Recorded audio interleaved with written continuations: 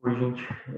Nessa aula a gente vai revisar a parte de linguagem, seção memória, e depois vamos falar de neuroplasticidade.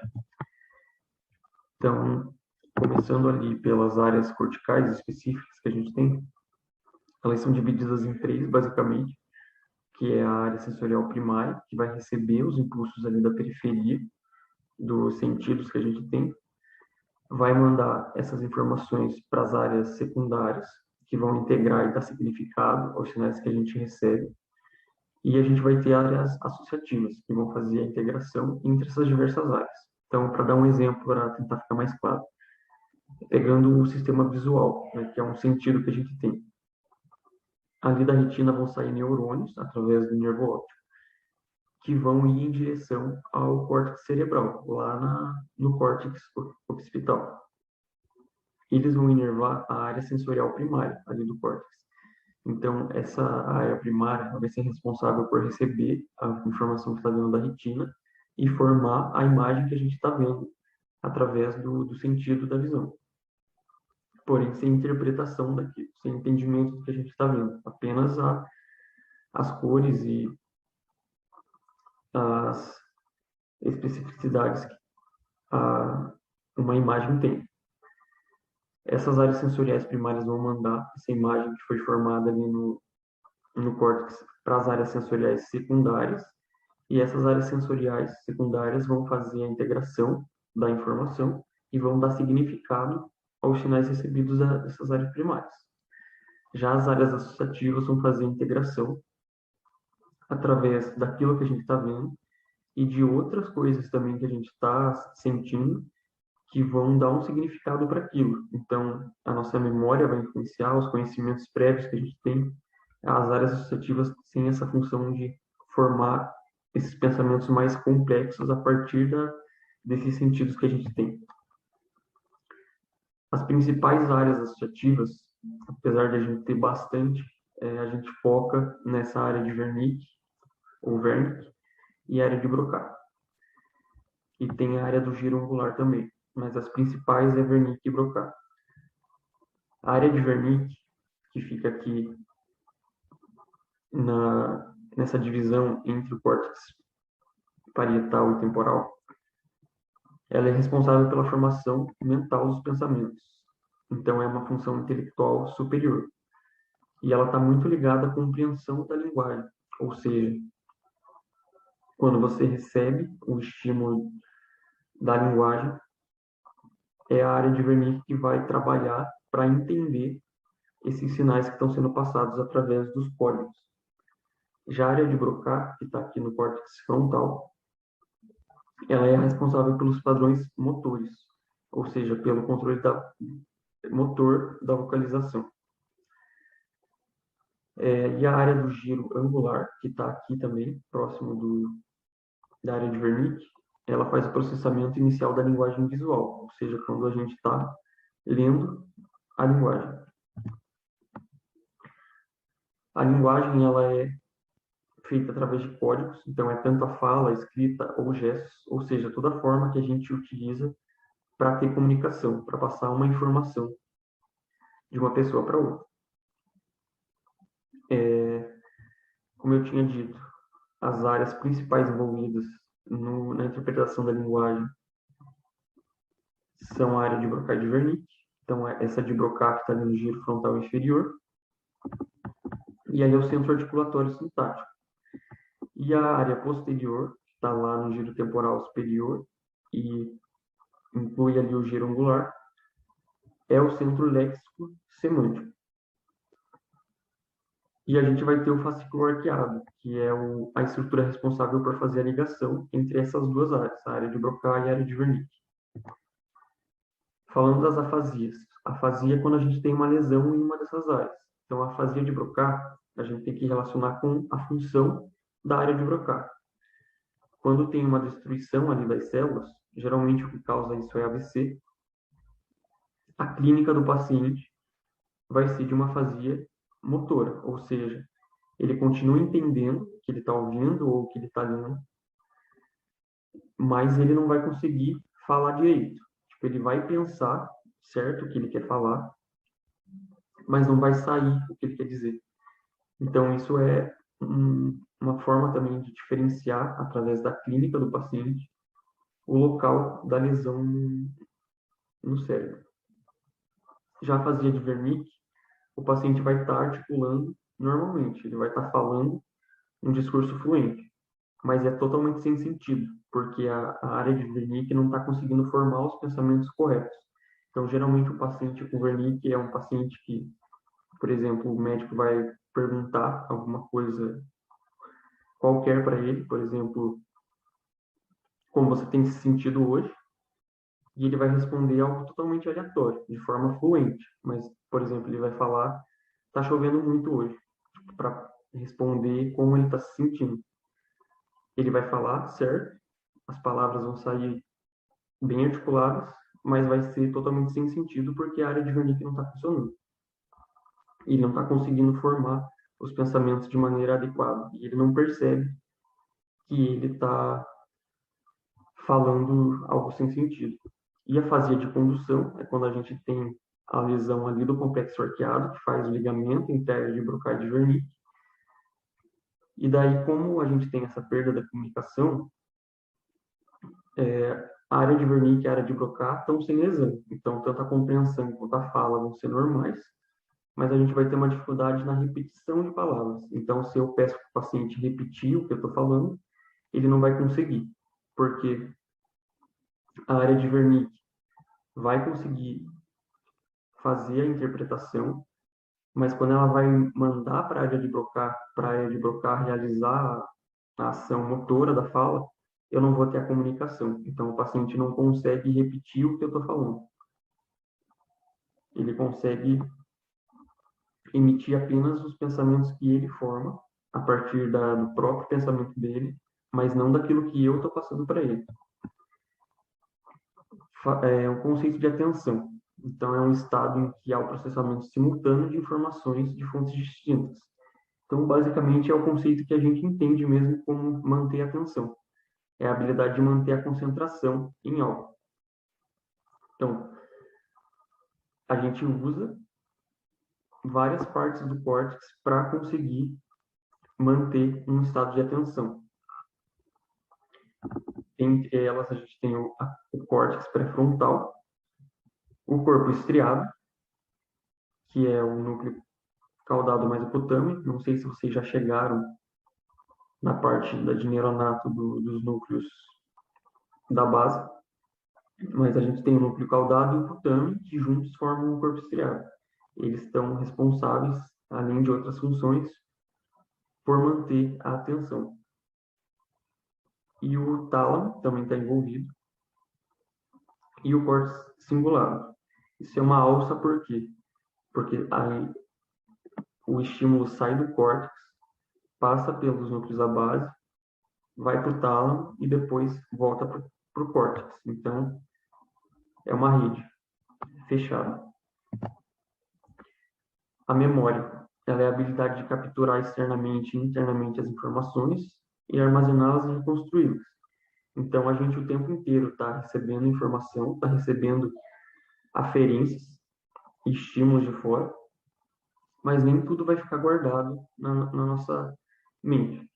Então, a memória é quando a gente tem uma informação que vem tanto de fonte externa quanto interna, o nosso próprio encéfalo gera essa informação e a gente vai armazenar e vai reconstruir ela toda vez que a gente lembrar daquilo. A gente tem tipos de memória. A memória não declarativa é a memória que diz respeito a habilidades, hábitos e comportamentos, ou seja, aquilo que você aprende a executar. Por exemplo, um dia você aprendeu a andar de bicicleta. Você não lembra exatamente o dia, pode não lembrar exatamente cada uma das etapas que você fez para conseguir aprender, mas foi algo que você adquiriu e o teu cérebro, a partir desses estímulos que você recebeu no aprendizado, ele guardou aquelas informações e você adquiriu aquela habilidade. Então, você guardou aquela informação de como andar de bicicleta. Já a memória do tipo declarativa que é dividida em duas, a gente vai ter a episódica e a semântica. A episódica diz respeito a eventos. Então, por exemplo, é aquela memória de você lembrar de um momento que você viveu, de um dia específico. E a semântica já tem a ver com fatos, ou seja, você sabe que a capital do Brasil é Brasília. Você tem essa memória, que um dia você recebeu esse estímulo, esse aprendizado, e você guardou essa memória, que é uma memória declarativa semântica, porque é um fato. E a gente tem a memória de trabalho, que é aquela memória que fica armazenada enquanto a gente está repetindo aquela informação na nossa cabeça. Então, por exemplo, alguém te passa um número de telefone, você fica repetindo aquilo na sua cabeça, ou até em voz alta. Enquanto você mantém essa estimulação, essa memória vai ficar guardada. Mas parando de fazer a repetição, em poucos minutos você já vai esquecer aquela informação. Agora da aula de aprendizagem e neuroplasticidade. Então, a neuroplasticidade ela é a habilidade da rede neural de se alterar, se adaptar e se moldar. Ela vai ocorrer ao longo do desenvolvimento neural e quando há exposição a novas experiências. Então, a gente sabe, né, que depois de adulto, o sistema nervoso central ele já não se regenera mais, né? Se a gente tem perda de neurônios, a gente não vai criar mais neurônios. A gente perdeu para sempre. Porém, o sistema nervoso central ele tem essa capacidade de se adaptar e se moldar conforme os estímulos que ele recebe. A neuroplasticidade ela é influenciada tanto pela questão genética quanto pela questão ambiental. E o que envolve a neuroplasticidade, ou seja, essa capacidade que o sistema nervoso tem de se moldar. Envolve a formação dos neurônios e dos circuitos do sistema nervoso central, ou seja, a formação das sinapses, e envolve também aprendizado e resposta a estímulos do ambiente. Então, quando você é estimulado a alguma coisa, o seu sistema nervoso, a partir desses estímulos, ele se molda para dar uma resposta para aquilo. E também tem a questão da reabilitação e resposta ao dano neurológico. Então, quando o sistema nervoso sofre algum dano, ele também vai se moldar para se adaptar àquele dano que ele sofreu. Como que ocorre a gênese dos neurônios? Então, lá no período embrionário, a gente vê aqui essa imagem, ela mostra o córtex, uma lâmina histológica do córtex, depois que ele já está formado. Mas como que a gente chega até essa etapa? Tem três processos que vão acontecer: a proliferação celular, a migração celular e a diferenciação. Como que acontece a proliferação? Então, lembra ali do sistema nervoso lá durante o período embrionário, quando a gente ainda é feto, e a gente vai ter aqui no meio aquele sistema ventricular, que é aquela cavidade que a gente tem no meio do encéfalo, que contém o líquido cefalorraquídeo. E aqui a gente vai ter uma camada de células. E é daqui que vai surgir o córtex. Então, nessa camada que a gente tem de tecido, vai ter a superfície ventricular, que é essa parte que está em contato direto com os ventrículos, formando a parede deles, e a gente vai ter a superfície da pia, ou seja, a superfície que vai estar em contato ali com a pia mática, que reveste o inseto. O processo de proliferação é quando as células que vão gerar os neurônios, os neuroblastos, elas saem aqui da superfície ventricular, começam a ir para a superfície da pia. Quando elas chegam na superfície da pia, elas duplicam o DNA e depois disso elas voltam de novo para a superfície ventricular. Quando elas chegam aqui na superfície ventricular, elas realizam a divisão celular. Então, vários grupos de células que estão aqui começam a fazer isso e a se dividir para gerar essa proliferação, ou seja, um aumento do número de células ali da superfície ventricular. Agora que a gente já proliferou, as células já estão aqui na zona ventricular aos montes. elas vão começar a migrar em direção a essa zona marginal, que é lá próxima da pia máter, e conforme o local que elas forem se localizando, elas vão formando aquelas camadas do córtex, de 1 até a 6. O primeiro grupo de células que sai daqui, ele passa por essa zona intermediária, forma a subplaca. Um segundo grupo de células vai formar a camada 6. Um terceiro grupo de células que vai sair forma a camada 4. E assim vai indo até o último grupo de células que sair daqui e formar a camada 1. Então, perceba que o córtex está sendo formado de dentro para fora. A primeira camada que se formou foi a 6, que é a mais interna, a mais próxima da substância branca. E a última que se formou foi a camada 1.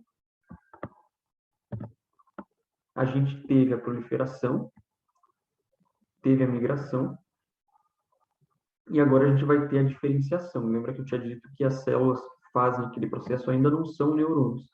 Agora que elas já estão nas camadas que elas vão permanecer para o resto da nossa vida, esse neuroblasto vai começar um processo de diferenciação para se transformar morfologicamente em um neurônio. Ou seja, ele vai formar dendritos e axônios.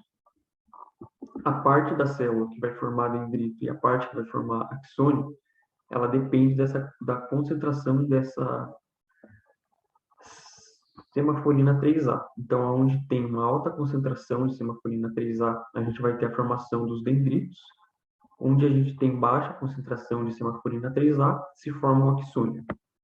E daí aqui, aquela imagem mostrando cada uma das camadas, de acordo com cada grupo celular que migrou. A gênese das conexões. Então, a gente já está com os neurônios formados, eles já estão nos locais que eles deveriam estar, agora eles vão começar a se conectar, ou seja, vão começar a fazer sinapse um com os outros. Como que vai começar esse processo?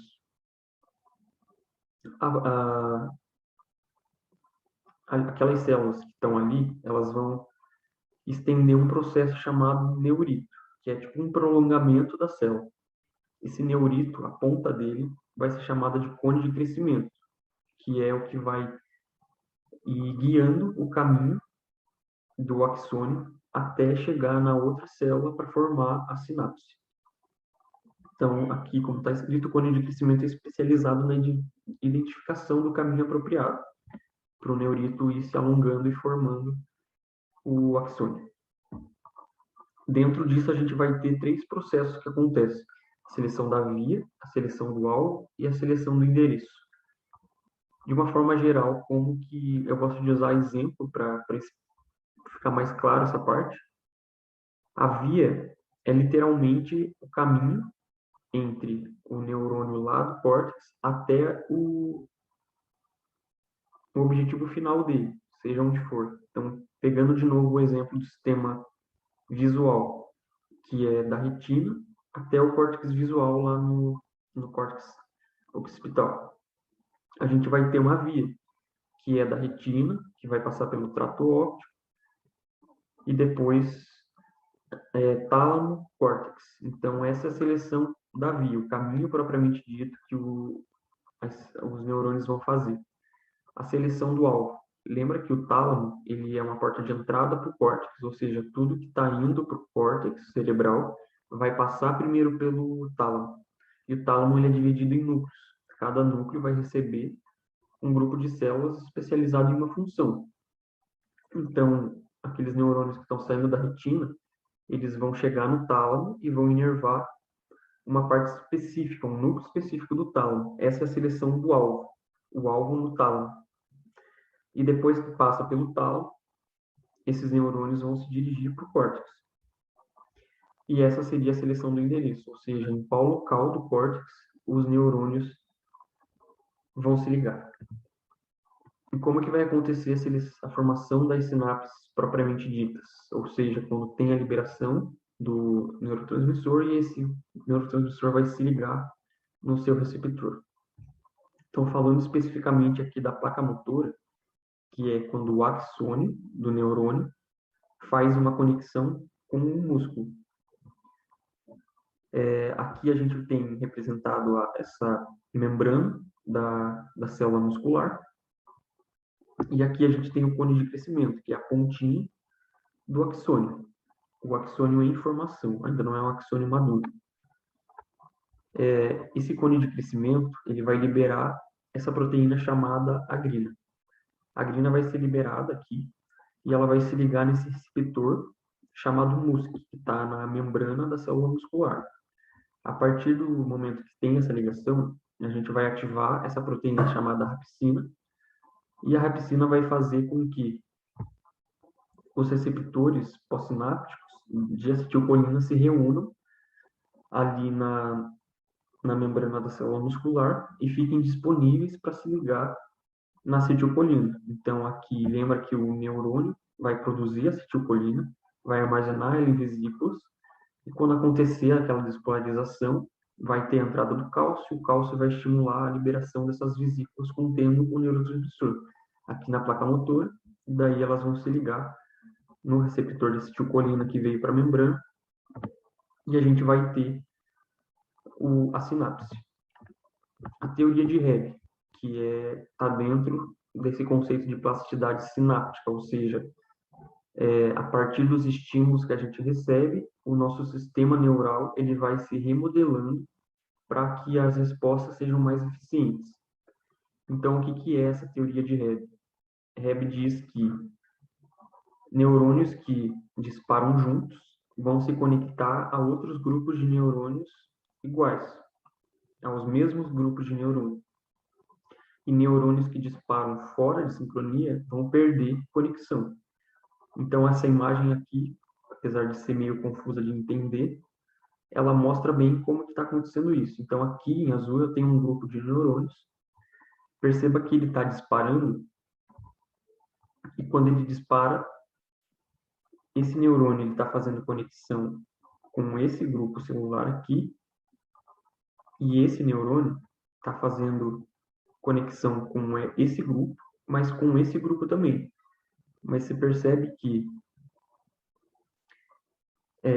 quando ele dispara, esse aqui recebe o estímulo, porque ele está recebendo o estímulo tanto desse quanto desse, e esse aqui não vai disparar, porque ele está recebendo uma estimulação fraca, só desse neurônio, e não desses outros grupos que ele também recebe.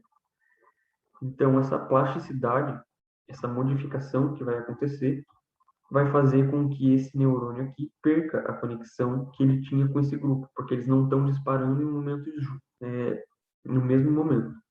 Então, a gente vai ter isso aqui.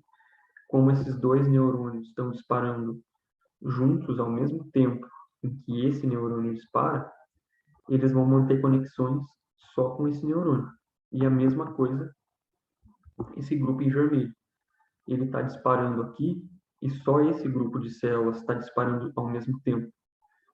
Então, vai acontecer uma modificação, fazendo com que esses neurônios passem a se conectar só com o grupo de neurônios que está disparando ao mesmo tempo que ele e vai perder a conexão com o outro grupo de neurônios.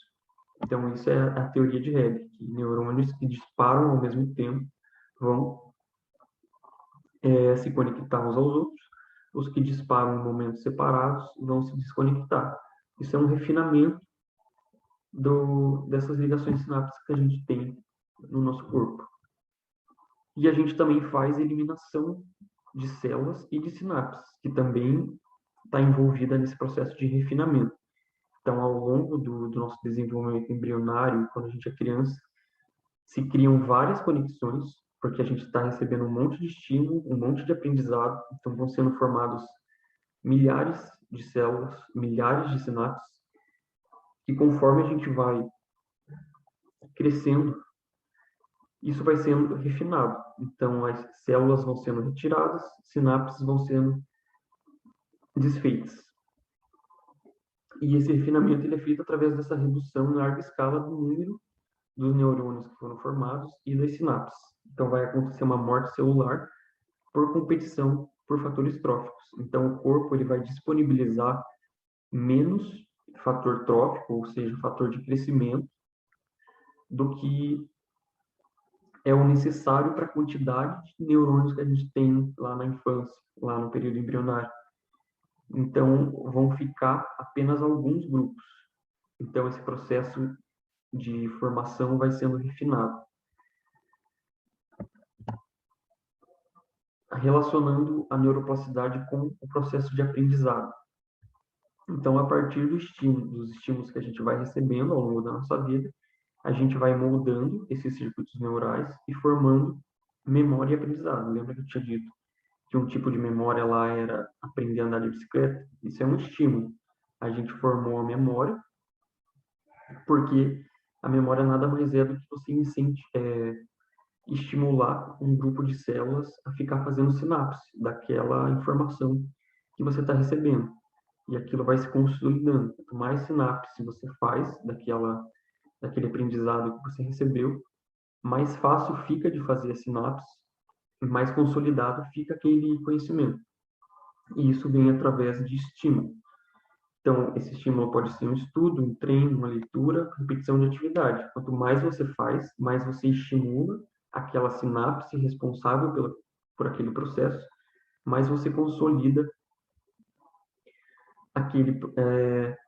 aquela sinapse, mais fácil ela fica de fazer, de se repetir, mais fácil fica de o corpo iniciar aquele processo.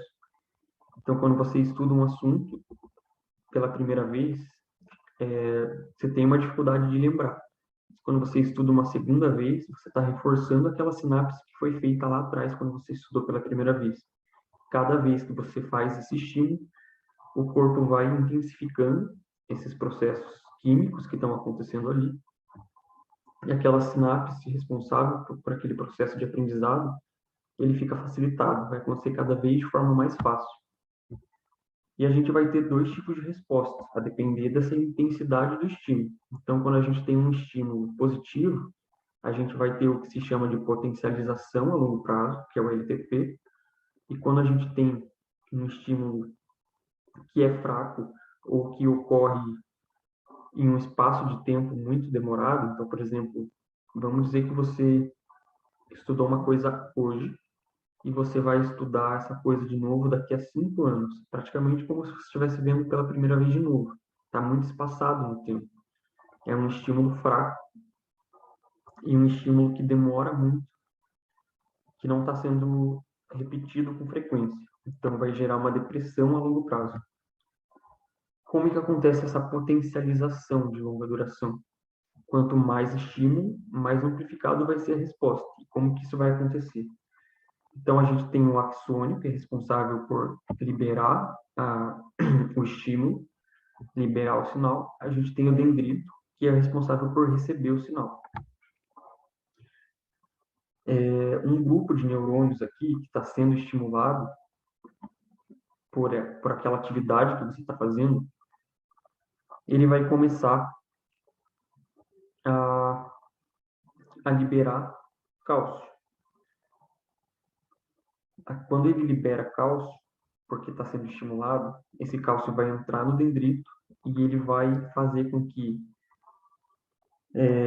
esse cálcio ele vai se ligar nesse receptor em vermelho, que é o NMDA. Então, ele se ligou nesse receptor NMDA, ele vai começar a atrair esses receptores AMPA para a membrana aqui do dendrito. Então, aqui a gente tem um esquema antes desse estímulo. Então, a gente tem pouco AMPA. Veja aqui que tem 2 só, e os outros estão lá internamente.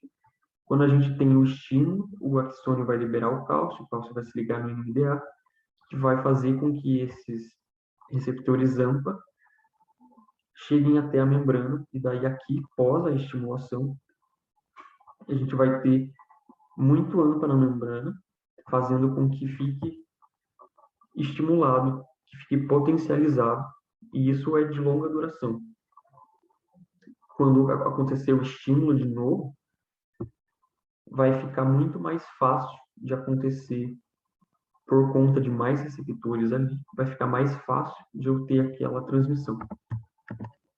Como que vai acontecer a depressão? Ela está relacionada à perda das sinapses, e como eu tinha dito, vias menos extensas e estimulações mais distribuídas ao longo do tempo. isso vai ter um baixo estímulo da ativação daqueles receptores NMDA. Então, eu vou estar liberando menos cálcio e essa liberação menor de cálcio não vai fazer com que aqueles receptores AMPA cheguem até a membrana e eu vou ter uma depressão a longo prazo. O reparo ligado à neuroplasticidade. Então, como eu já tinha dito antes, ele está ligado a dano cerebral e quanto mais jovem a gente é, mais capacidade de reparo a gente tem. Então, quanto mais velho a gente vai ficando, menos o nosso sistema nervoso tem essa capacidade de ir moldando os neurônios e as sinapses para atender as demandas do nosso corpo. Outra coisa importante de lembrar é que a neuroplasticidade nem sempre é um processo benéfico. Então, a partir dos estímulos que a gente recebe, o sistema nervoso ele pode se moldar, mas às vezes essa transformação ela pode criar vícios que geram equívocos, como dor ou comportamentos mal adaptativos. Um dos exemplos disso, que deixa mais claro, é aquela síndrome do membro fantasma. Então, a pessoa que perde um membro e ela começa, a partir de estímulos dentro do próprio cérebro da pessoa, ela começa a criar novas conexões, como se ela estivesse recebendo sensações daquele membro que ela não tem mais. E ela começa a sentir um membro que ela não tem, e geralmente isso causa dor. Então, é um comportamento mal adaptativo, não é benéfico. Então, lembra que a neuroplasticidade ela é muito boa, mas nem sempre ela causa benefício. E era isso, gente. Qualquer coisa que vocês tiverem dúvida, só me chamar que eu estou disponível para ajudar vocês, tá? Até mais.